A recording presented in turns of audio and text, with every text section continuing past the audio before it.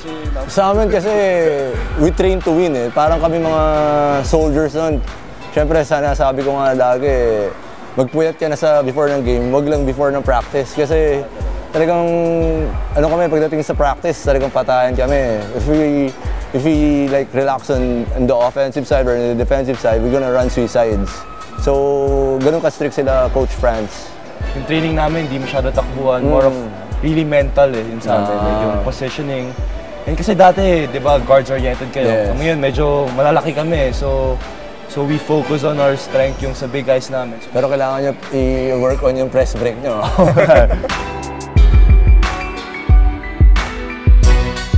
Before kasi, when I was like a rookie, may mga kalaban ako mga 24 years old na talagang mukhang mga pang PBA na talaga yung mga katawan. Kasi pag nakita mo yung games namin dati, makikita mo talaga kung sino yung bata o sino yung talagang hinog na for the pros.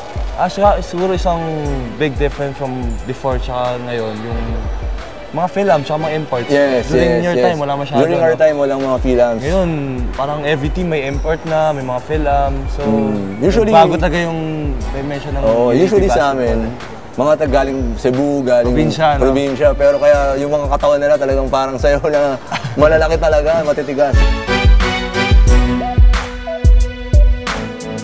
Pareho lang yung nag-aabang yung mga fans after the game, picture. Yung difference yan, sabi mo, social media, may Twitter na, may Facebook, may Instagram. Before, Pinoy-exchange lang eh. So huling-huli ka pa ng babae ka, pre. Kaya no, isang tweet mo lang, lahat makakabasa, kaya kailangan mag-ingat ka talaga. Kailangan honest ka na kagad pag may girlfriend ka. Siyempre, ang player ka, tingin sa'yo, role model, siyempre. Athlete, so kailangan ingat talaga. Oo, siyempre hindi naman nila alam yung personal buhay mo. Yun yung difference ng mga fans ngayon at fans dati. Mas madali na mag-stock na yun. Mas madali mag-stock. Alam ko sa kabupod ka. Alam lahat. Sa kaabangan. Yun, exactly.